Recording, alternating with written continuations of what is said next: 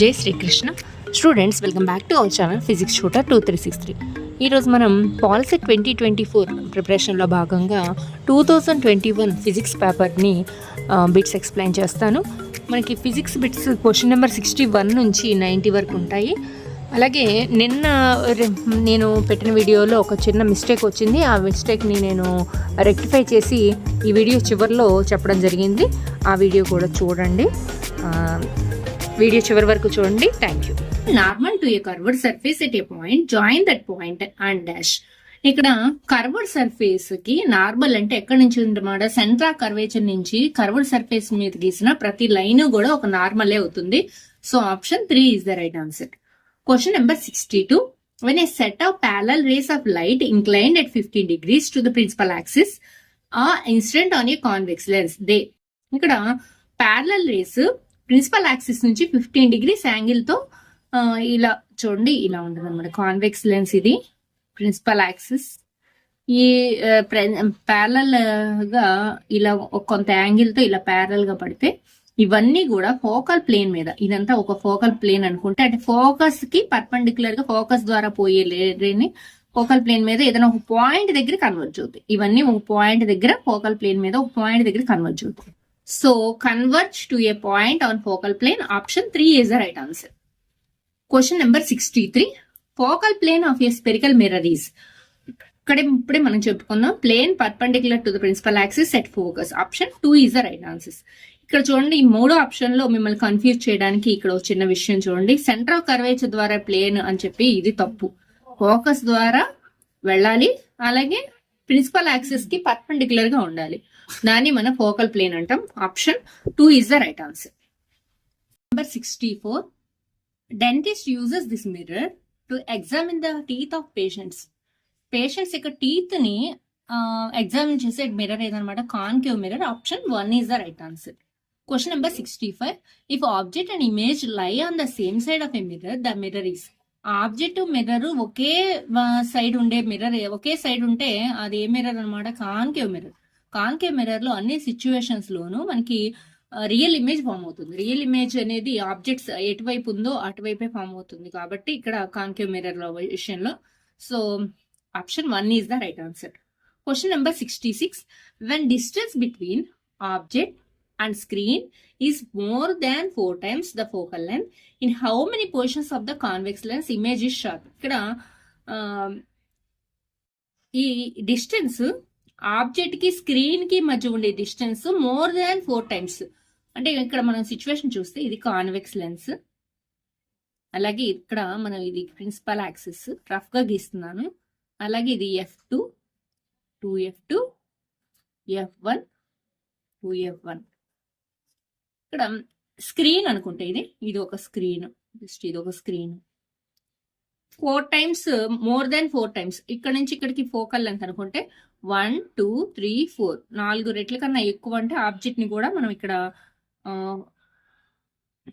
2F1 కి అవతల ఉన్నప్పుడు ఒకసారి, అంటే సెంటర్ ఆఫ్ కర్వేచర్ కి అవతల ఉన్నప్పుడు ఒకసారి, అలాగే సెంటర్ ఆఫ్ కర్వేచర్ పైన ఉన్నప్పుడు ఒకసారి. ఆ 2 సిచ్యువేషన్ లో మాత్రమే ఫోకల్ లెంత్ కి 4 times ఉంటుంది అనమాట. ఆ రెండింటి మధ్య డిస్టెన్స్ ఆబ్జెక్ట్ కి అలాగే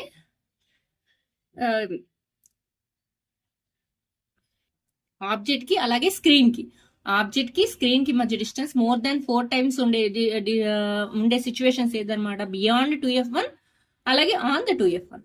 కాబట్టి 2 సిచ్యువేషన్ లో మాత్రమే షార్ప్ ఇమేజ్ మనం చూడగలం. So option 2 is the right answer. Question number 67. If a light ray passing through center of curvature C of a mirror is incident on the mirror, the reflected ray's path is. ఇక్కడ passing through centre of curvature, మనం ఇక్కడ ఒక concave mirror తీసుకుంటే, ఒక concave mirror తీసుకుందాం. వెనక side మొత్తం ఇలా పెయింట్ చేసి ఉంటుంది. అలాగే ఇది ప్రిన్సిపల్ యాక్సిస్, ఇది సెంటర్ ఆఫ్ కర్వేచర్. అయితే సెంటర్ ఆఫ్ కర్వేచర్ నుంచి ఇలా రైట్ రే వెళ్ళింది, రిఫ్లెక్ట్ అయింది, ఇలా పడి రిఫ్లెక్ట్ అయితే ఇది సెంటర్ ఆఫ్ కర్వేచర్ నుంచి గీసిన ప్రతి లైన్ ఈ కర్వ్డ్ సర్ఫేస్ కి నార్మల్ అవుతుంది. కాబట్టి నార్మల్ ద్వారా ఇన్సిడెంట్ అయితే మనకి లైట్ రేస్ వెనక్కి సేమ్ అదే పాత్ లో వెనక్కి రిఫ్లెక్ట్ బ్యాక్ అవుతుంది. కాబట్టి రీట్రేసెస్ ద పాత్ అన్నా కరెక్టే, లేదా through the centre of curvature అన్నా కరెక్టే. So option 2 and 3 both are right in this situation. ఈ క్వశ్చన్ మాత్రం 2 ఆప్షన్స్ ఇచ్చారు, మరి పొరపాటున ఇచ్చారో ఏమో తెలియదు, కానీ 2 ఆన్సర్లు కరెక్టే. Through the centre of curvature అయినా రైటే, రీట్రేసెస్ ద పాత్ అయినా రైటే. క్వశ్చన్ నెంబర్ 67 ఇంతటితో క్లోజ్ అయింది. Next question number 68. If magnification is equal to 1, it means magnification m కనుక్కోవడానికి మనకు ఒక ఫార్ములా ఉంది. m is equal to hi/ho. ఇక్కడ m వాల్యూ 1 అయితే hi/ho ఇస్ ఈక్వల్ టు ఏమవుతుంది అనమాట, ఈక్వల్ అవుతాయి. hi is equal to ho అంటే height of the image is equal height of the object. So ఈ సిచ్యువేషన్ ఎప్పుడు image is of the same size of the object. ఈ situation ఎప్పుడు ఉంటుంది, plane mirror విషయంలో ఇలా ఉంటుంది అనమాట, రెండు సైజెస్ ఈక్వల్. అలాగే కాన్వెక్స్ లెన్స్ విషయంలోనేమో సెంటర్ ఆఫ్ కర్వేచర్ మీద ఆబ్జెక్ట్ ఉన్నప్పుడు కూడా ఈ సిచ్యువేషన్ వర్తిస్తుంది. రెండు sizes equal, object size image size equal. Option 3 is the right answer. Question number 69. An object is placed at a certain distance on the principal axis of a concave mirror. If the image distance is 30 centimeters and radius of curvature is 20 centimeters, find the object distance. ఇక్కడ ఇచ్చినవి ఏంటి, image distance ఇచ్చారు 30 centimeters అని, అలాగే radius of curvature ఇచ్చారు 20 centimeters. Question number 69. An object is placed at a certain distance on the principal axis. ఇక్కడ ఇచ్చింది మనకి ఇమేజ్ డిస్టెన్స్ ఇచ్చారు 30 centimeters అని, అలాగే రేడియస్ ఆఫ్ కర్వేచర్ ఇచ్చారు 20 centimeters. ఆబ్జెక్ట్ డిస్టెన్స్ కనుక్కోవాలి. ఇక్కడ స్పేస్ ఫర్ రఫర్ క్లో చేద్దాం ఈ ప్రాబ్లం మనం. మనకి ఇచ్చింది r కాబట్టి r is equal 20 centimeters. That is next f is equal దానిలో హాఫ్ ఉంటుంది కాబట్టి 10 centimeters అనమాట. అలాగే ఇమేజ్ డిస్టెన్స్ v ఇచ్చారు 30 centimeters. u కనుక్కోవాలి. మనకి మిర్రర్ ఫార్ములా ఉంది 1/f is equal to 1/u plus 1/v అని చెప్పి. సో దీనిలో మనం సబ్స్టిట్యూట్ చేస్తే 1/f 1/10 is equal to 1/30 plus 1/v. So u is equal, u ని సబ్జెక్ట్ చేస్తే 1/u is equal 1/10 minus 1/30. So 10 కి 30 కి ఎల్సిఎం 30 కాబట్టి 30 3 minus 1 that is equal 2/30. 2/30 that is 2 table 30 లో 15 times 1/15. So u is equal ఎంత అనమాట 15 centimeters. u is equal 15 centimeters. Option 2 is the right answer. Question number 70. Which part of our eye is responsible for image formation? Image formation కి responsible అయ్యే part ఏదనమాట, crystalline లెన్సే కదా, lens ద్వారానే కదా image form అయ్యేది. So option 2 is the right answer. Object distance, image distance, focal length are all measured from. ఇది మనకి లెన్స్ సైన్ కన్వెన్షన్ రూల్స్ లో మనకు ఉంటుంది. ఫస్ట్ పాయింటే అన్ని డిస్టెన్స్ ని ఆప్టిక్ సెంటర్ నుంచి కొలవాల్సిందే. So option 2 is the right answer. Question number 72. In our eye cones identify. Cones ఏమో మనకి ఐడెంటిఫై చేసేది కలర్ ని, rods identify intensity of light. ఒకవేళ రాడ్స్ అని అడిగి ఉంటే కనుక ఇంటెన్సిటీ ఆఫ్ లైట్ అయ్యి ఉండేది. So option 2 is the right answer. Question number 73. With the help of dash eye lens changes its focal length. వేటి ద్వారా ఐలెన్స్ తన ఫోకల్ లెంత్ చేంజ్ చేసుకుంటుంది అంటే ciliary muscles. Option 3 is the right answer. Question number 74. A bird is flying down vertically towards the surface of water with constant speed. A fish in the water vertically below the bird sees the. ఇక్కడ మనకి ఒక pond లో fish ఉంది, అలాగే అదే ఆ pond లో పైన వర్టికల్ గా పైన ఒక బర్డ్ ఫ్లై అవుతుంది, ఒక బర్డ్ పక్షి ఎగురుతుంటే ఈ చేపకి దీని ఎత్తు ఎలా కనిపిస్తుంది, ఎక్కువ ఎత్తులో ఉంటుందా లేదా తక్కువ దూరంలో ఉంటుందా అని అడుగుతున్నారు. ఇది డెన్సర్ మీడియం, రేరర్ మీడియం కాబట్టి డెన్సర్ మీడియం నుంచి రేరర్ మీడియం కి లైట్ రే వెళ్తున్నప్పుడు ఏం జరుగుతుంది, it bends away from the normal. Away from the normal నుంచి ఇంకా ఎక్కువ దూరంలోకి ట్రావెల్ చేస్తుంది. అవే ఫ్రమ్ ద నార్మల్ కాబట్టి farther away from the actual distance. Farther away, ఇక్కడ ఎఫ్ఏ ఉండాలి, యాక్చువల్ డిస్టెన్స్ కన్నా ఎక్కువ దూరంలో ఉన్నట్టు కనిపిస్తుంది. So option 1 is the right answer. Question number 75. Focal length of A plano convex lens of refractive index n and radius of curvature r is. ఇక్కడ focal length కనుక్కోమంటున్నారు. Plano convex అంటే plano convex diagram కనుక గీస్తే ఈ shape లో ఉంటుంది. Plano convex lens మనకి lens makers formula 1/f is equal to n-1 into 1/r1 minus 1/r2. దీనిలో ఈ రెండో ప్లేన్ మిర్రర్ కాబట్టి R2 ఎంత ఉంటుంది అనమాట, ఇన్ఫినిటీ ఉంటుంది. So 1/r2 value 0, it will becomes 0. 1/∞ that is 0. So ఈ వాల్యూ సబ్స్టిట్యూట్ చేస్తే 1/f is equal to n-1 into ఉన్నది ఒకటే r కాబట్టి r రాస్తాం 1/r. 1/r2 0 కాబట్టి. సో దీన్ని రివర్స్ చేస్తే f is equal to r/n-1. So option 4 is the right answer. 76. A convex lens form image of an object at infinity. Object is it. Object ఎంత దూరంలో ఉంటే image infinity దగ్గర form అవుతుంది, object ని focus దగ్గర ఉంచితే. So option 1 is the right answer. Question number 77. Formula used when a light ray enters a medium of refractive index n2 from a medium of refractive index n1 at curved surface with radius of curvature r is. A direct formula n2/v minus n1/u is equal n2 minus n1/r. Direct question ఇది. Option 1 is the right answer. Question number 78. 4 ohms, 8 ohms R resistors are connected in series. Resultant resistance is 20 ohms. Then R is equal to. ఇక్కడ మూడు resistance ని series లో connect చేశారు. Series లో connect చేస్తే ఈ మూడింటిని యాడ్ చేస్తే ఫైనల్ రెసిస్టెన్స్ రావాలి. So 4 + 8 + R is equal to 20. So R ని సబ్జెక్ట్ చేస్తే R is equal to 20 minus 12. That is equal to 8 ohms. So option 4 is the right answer. Question number 79. When how much current flows in the fuse, it melts. ఇది కూడా మనకి overloading లో direct question. ఇది overloading అనే topic లో ఇవ్వడం జరిగింది.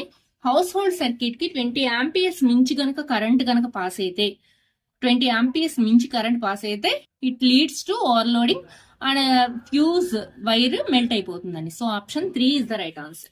Question number 80. The alloy made of CuMnNi. Copper, manganese, nickel తో తయారైన ఎల్ఐ ఏదన్నమాట, manganin. Option 3 is the right answer. Question number 81. Conductivity is equal to. Conductivity sigma is equal to direct question. ఇది sigma is equal 1/ρ అని ఉంటుంది మనకి. అంటే 1/, specific resistance. 1/, specific resistance నే మనం కండక్టివిటీ అంటాం. So 1/, resistivity. 1/, resistivity that is equal to conductivity. పైకి మన న్యూమరేటర్ లో కనుక తీసుకెళ్తే దీన్ని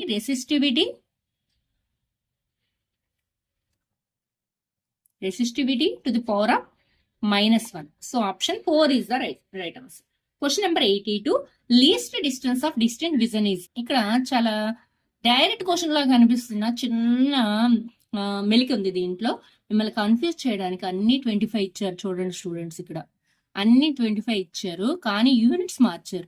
least distance of distant vision ఎంత అనమాట, 25 సెంటీమీటర్స్. కాబట్టి మనం ఏదైనా క్వశ్చన్ చదివేటప్పుడు యూనిట్స్ కూడా ఖచ్చితంగా 1-2 సార్లు చదవాలి, జాగ్రత్తగా చూసుకోవాలి.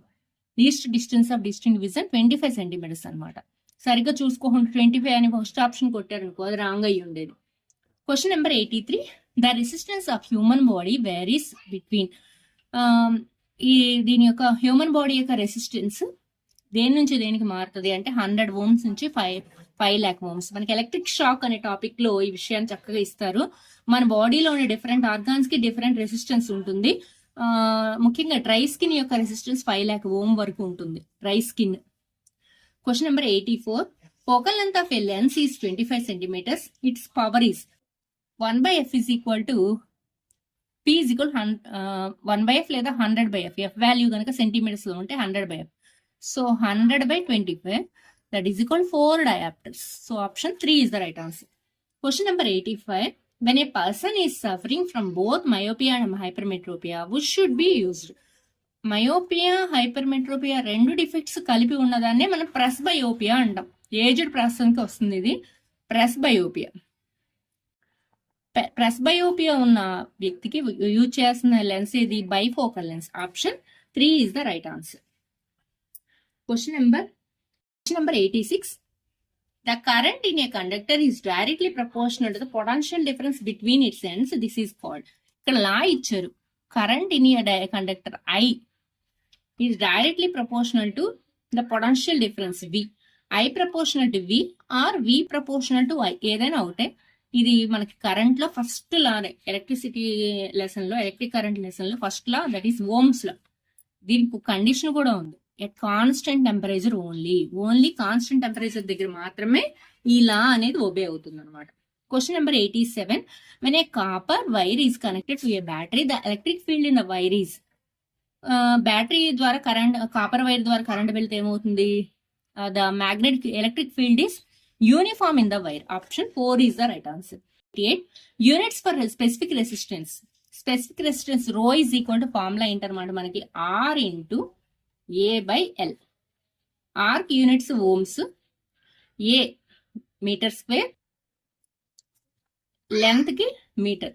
మీటర్ ని మీటర్ స్క్వేర్ టు 1 టైం కాబట్టి యూనిట్స్ ఏమవుతున్నాయి, ohm metre. Option 1 is the right answer. Question number 89. Force into length by charge, F into L by Q. F into L by Q ఏదనమాట, voltage, potential. Option 1 is the right answer. Question number 90. A current through a conductor is 2 amperes when there is a potential difference of 10 ohms between its ends, its resistance is. ఇక్కడ ఇచ్చిన values రాసుకుందాం, space for రఫర్ క్లో చేద్దాం ఈ problem ని. Current ఇచ్చారు I is equal to 2 amperes అని, అలాగే V ఇచ్చారు 10 volts అని, resistance R is equal to V by I. V that is 10 by R that is 2. 10 by 2 that is 5 ohms. 5 ohms. So option 1 is the right answer. Students, ఇంతటితో మీకు 2021 physics content explain చేయడం జరిగింది. Question number 61 నుంచి 90 వరకు. మీకు నేను overlook తో ఏదన్నా ఒక క్వశ్చన్ రాంగ్ ఆన్సర్ చెప్పినా, లేదా 1-2 ఆన్సర్లు ఉండి నేను ఐడెంటిఫై చేయకపోయినా మీరు తప్పకుండా కామెంట్ బాక్స్ లో తెలియజేయండి. ఎందుకంటే నిన్న వచ్చిన వీడియో 2022 కెమిస్ట్రీలో అక్కడ మిమ్మల్ని అడిగిన క్వశ్చన్ ఏమో లీస్ట్ ఎలక్ట్రోనెగటివ్ ఎలిమెంట్ ఏది ఈ ఉన్న వాటిలో అని చెప్పడం జరిగింది. అక్కడ నేను ఓవర్లుక్ చేసి హైయెస్ట్ ఎలక్ట్రోనెగటివ్ ఎలిమెంట్ క్లోరిన్ అనే ఆన్సర్ చెప్పడం జరిగింది, కానీ అది రాంగ్. క్లోరిన్ అనేది highest electronegative element, that is 4.0 దాని వాల్యూ.